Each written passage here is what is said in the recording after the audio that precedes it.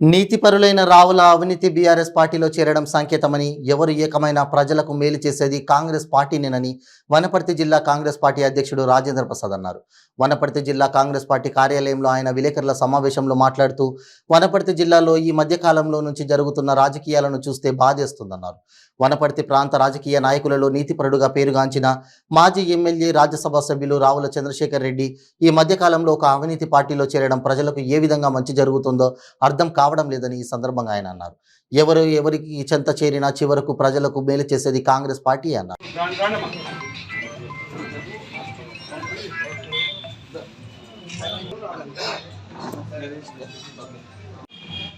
జిల్లాలో రాజకీయాలను చూస్తూ ఉంటే బాధేస్తూ ఉంది.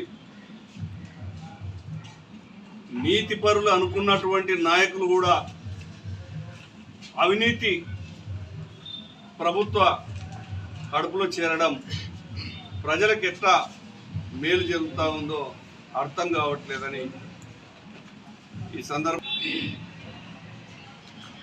నిన్నటి నుండి జరుగుతున్నటువంటి పరిణామాల్లో భాగంగా మన ప్రాంతాన్ని వెళ్ళినటువంటి మాజీ ఎమ్మెల్యే, మాజీ రాజ్యసభ సభ్యులు రావుల చంద్రశేఖర్ రెడ్డి గారు ఇవాళ మా నోటికి ఏం చెప్పుకోవాలో అర్థమైతలేదు. ఏ గ్రామం వెళ్ళినా వనపర్తి నియోజకవర్గంలో నిజాయితీ పరులు జిల్లాల చిన్నారెడ్డి గారు, రావుల చంద్రశేఖర్ రెడ్డి అని చెప్పేవాళ్ళం. కానీ ఇవాళ అటువంటి దాన్ని ఏ భాషలో వాడితే పరిణిస్తుందో అర్థమవుతలేదు. ఇవాళ నిరుద్యోగుల ఉసురు, రైతాంగం యొక్క ప్రతి అడుగున ఈ బీఆర్ఎస్ ప్రభుత్వం మోసం చేస్తూ ఉన్నా మరి వారి స్వలాభం కొరకు ఇలా చంద్రబాబు గారు చెప్పుకుంటున్నటువంటి ఈ నాయకుడు ఇలా అవినీతికి మద్దతు పలికినట్టుగా ఉన్నది. ఎందుకు మాట్లాడాల్సి వస్తూ ఉంది చంద్రబాబు గురించి అంటే,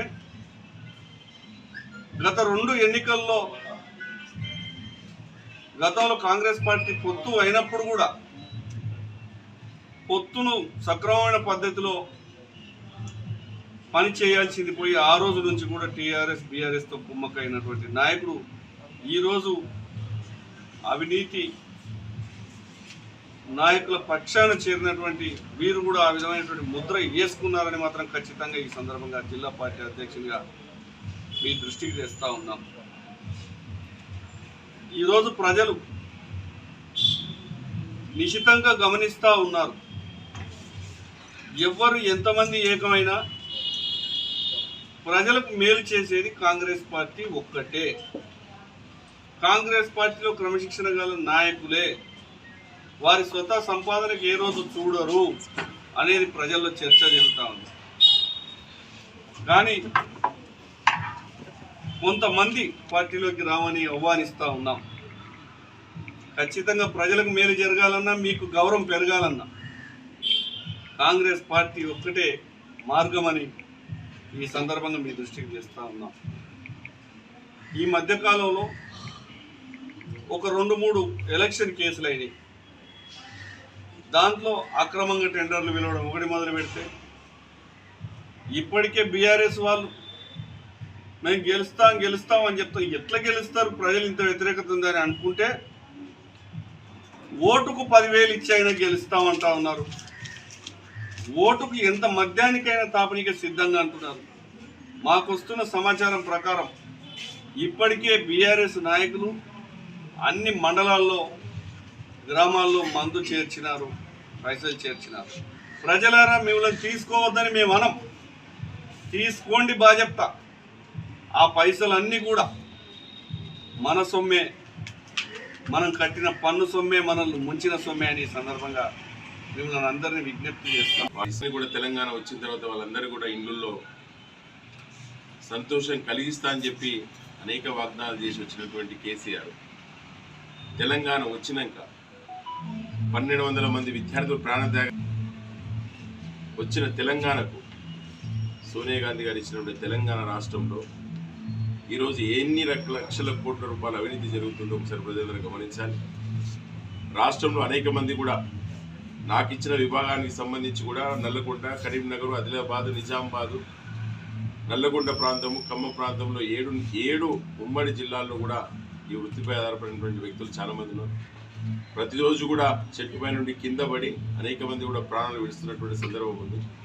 ఒక పాలమూరు, రంగారెడ్డి, మెదకు, హైదరాబాద్ తప్ప మిగతా జిల్లాల్లో వాళ్ళు గౌడ్స్ అని చెప్పుకోవడానికి కూడా కాదు, వాళ్ళకు కార్మికుల బట్టలు లేకుండా చెట్టెక్కేసి రోజు కూడా ప్రాణంతో చెలగాటమాడుతూ ఉన్నటువంటి వృత్తిని ఎంచుకున్నారు అక్కడ. అలాంటి ప్రమాదమైనటువంటి విషయాల్లో కూడా చాలా మట్టుకు కూడా రాష్ట్రంలో ఉన్నటువంటి అన్ని గౌడ కుల సంఘాలు కూడా రాష్ట్ర ప్రభుత్వానికి చెప్పడం జరిగింది. రోజు 5 నుండి 6 మంది చనిపోతున్న రాష్ట్ర వ్యాప్తంగా ప్రతిరోజు కూడా వాళ్ళు కింద పడితే 10 లక్షలు ఇవ్వమని చెప్పి చాలా సందర్భాల్లో చెప్పడం జరిగింది. అది కూడా ఆచరించలేదు. డిజేబుల్డ్ అయినటువంటి వ్యక్తులకు కూడా ఖచ్చితంగా 10 లక్షలు ఇవ్వాలి. ఎందుకంటే మంచం మీద ఇబ్బందులు అవుతున్నాయి. ఇవ్వాలని చెప్తే ఒక 50,000 మాత్రమే డిజేబుల్డ్ వాళ్ళకి ఇచ్చేసి దులుపుకున్నటువంటి చరిత్ర ఈ అవినీతి పరిపాలన చేస్తున్నటువంటి కేసీఆర్కి చెందుతుంది. ఏ విధంగా ఇబ్బందులు ఉన్నా కూడా అన్నీ కూడా పరిగణలోకి తీసుకొని ఈరోజు దేశంలో ఖచ్చితంగా ప్రజలు ఇబ్బందులు ఉన్నారు, ఖచ్చితంగా వాళ్ళకి సేవ చేస్తా అని చెప్పి తెలంగాణ ప్రాంతానికి అనేక సార్లు కూడా రావడం జరుగుతుంది. ఖచ్చితంగా ఆ సోనియా గాంధీ తల్లి, తెలంగాణ ఇచ్చినటువంటి తల్లి, ఆమెనే చెప్పింది తెలంగాణ ప్రాంతంలో 6 గ్యారెంటీలు ఖచ్చితంగా ఇస్తామని ఆమె నోటితో చెప్పడం జరిగింది.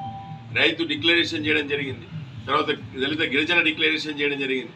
అనేక రకాలుగా కూడా రాష్ట్ర వ్యాప్తంగా ఆ కుటుంబానికి సంబంధించిన వ్యక్తులే వచ్చి చెప్పడం జరుగుతుంది. కనుక ఇది రేవంత్ అని చెప్పడం కాదు, ఇంకొకరని చెప్పడం కాదు, సాక్షాత్ ఆ కుటుంబానికి సంబంధించిన వ్యక్తులే వచ్చి ఈ తెలంగాణ ప్రాంతంలో మేము చేస్తాం, నేను తెలంగాణ ఇచ్చినా మీ తెలంగాణలో బాగుపడుతుంది అనుకున్నాం కానీ బాగుపడలేదు కనుక ఖచ్చితంగా మీకు ఇస్తామని చెప్పి వాళ్ళ నోటి ద్వారానే వచ్చింది. కనుక ఖచ్చితంగా రాష్ట్రంలో అధికారంలోకి వస్తుంది. ఇంతకుముందే రాజేంద్ర అన్న చెప్పినట్టు